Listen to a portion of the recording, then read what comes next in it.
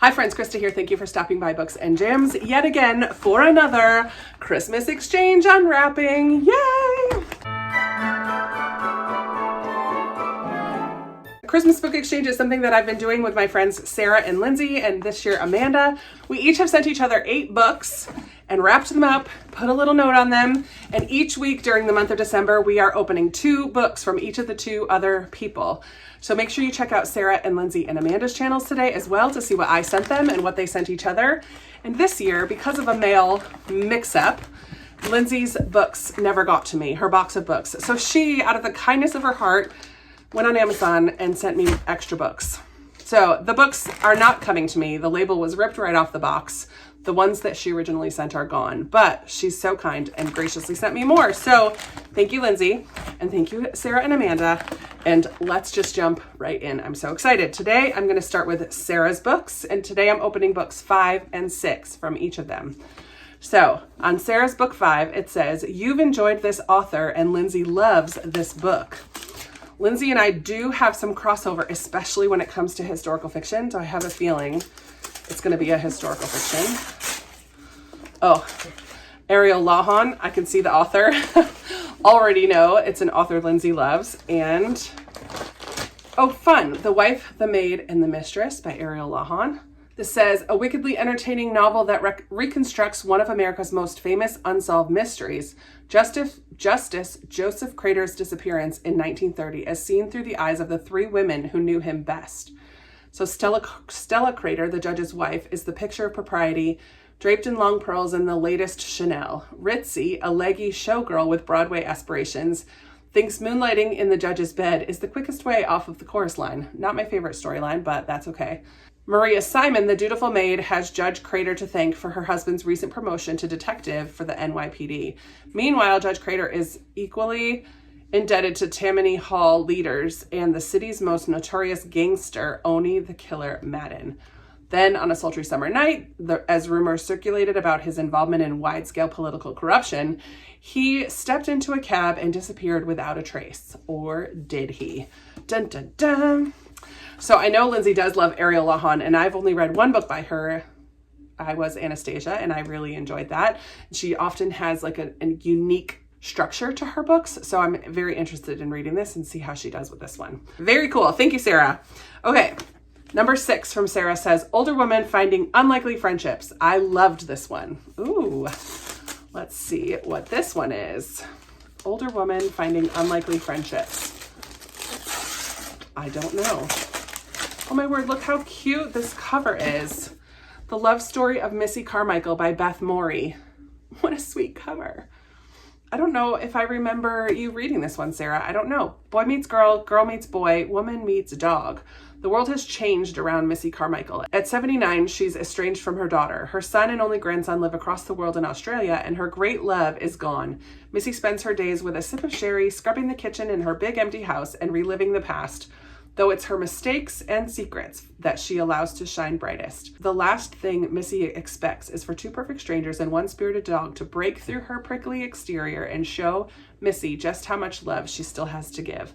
Aw, that sounds really sweet. I'm interested.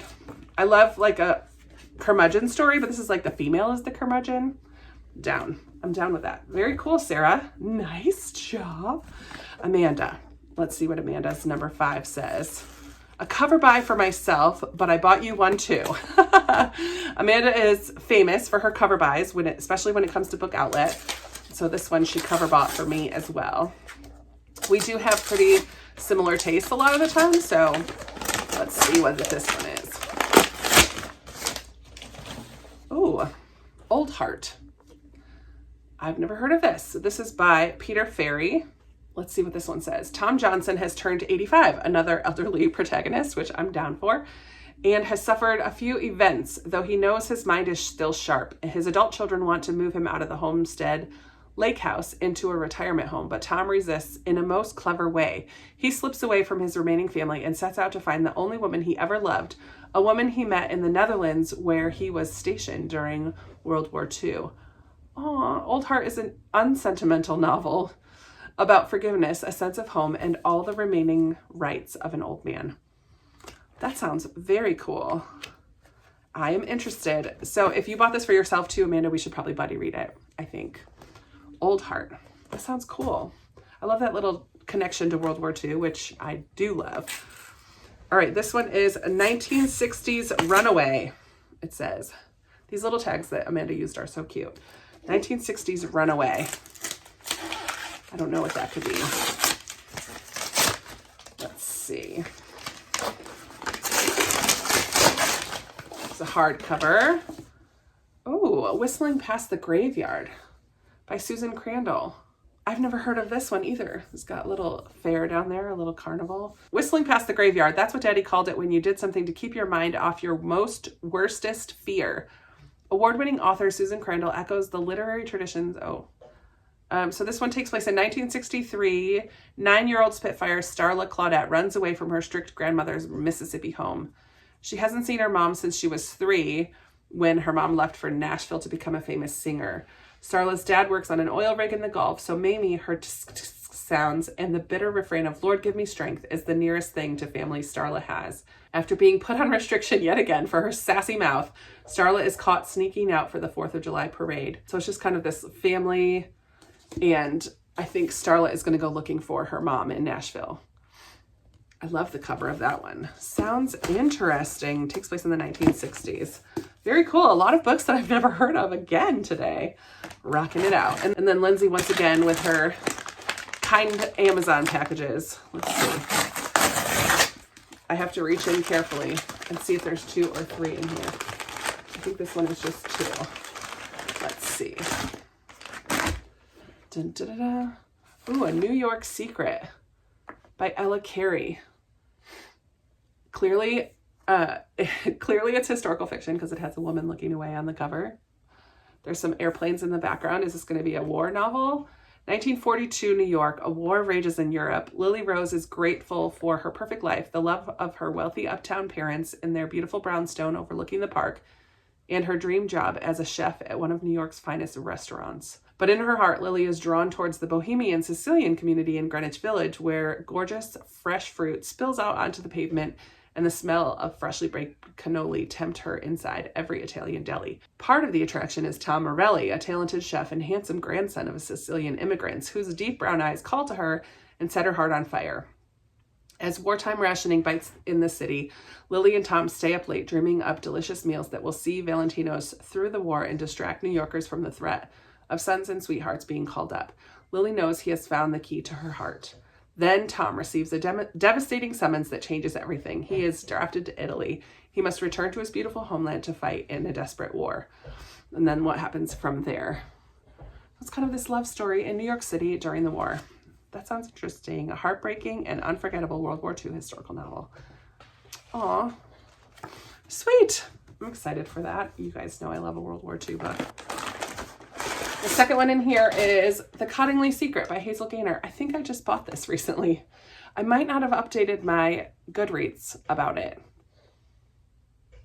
Where did I just get this? From a thrift store or something? I forget. But I'm excited to read this one by Hazel Gaynor. This is a historical fiction dual timeline. In 1917, during World War I, Frances Griffiths arrives in Cottingley, England, where her cousin Elsie Wright becomes her friend and playmate. But Frances soon discovers other secret friends when the cousins claim to have photographed real fairies at the bottom of the garden.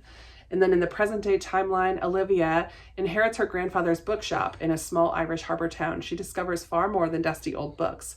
A forgotten manuscript tells of an enchanting story of a nation gripped by fairy fever, and a hauntingly familiar photograph stirs painful memories of their past. So these 2 storylines are going to come together about this young girl who tried to capture fairies on her camera, or did capture fairies on her camera. I don't know. I'm very excited to read this. I love that little bit of a magical element to it. And I will use my other one as a giveaway because I'm going to keep this one from Lindsay. There we go. So this is week 3's books. From Lindsay, I have The Cottingley Secret and A New York Secret. Secret and Secret. She had a secret thing going on in that order. Then we have Whistling Past the Graveyard and Old Heart from Amanda. I think like old curmudgeon stories and secrets were the theme of today. And then The Love Story of Missy Carmichael and The Wife, the Maid, and the Mistress, Mystery About a Missing Judge by Ariel Lawhon from Sarah. So those are my books for week 3. Yay. Always so exciting. Thank you so much, ladies, for your kindness and your good picking of books. Let me know down in the comments if you've read any of these, what you think of them, which ones should I start with, which ones should be on my definite read list for early in the new year, and anything else that you want to chat about. You guys know I love talking with you down in the comments, and that is going to be it for today. Stay tuned next week for one more week of unwrappings, and please don't forget to check out Sarah, Lindsay, and Amanda's channels. I will link them down below. I will also link the previous weeks that I've already opened books from them in case you missed it. So all of that stuff will be in the description. Let's chat in the comments, and I'll talk to you tomorrow. Bye.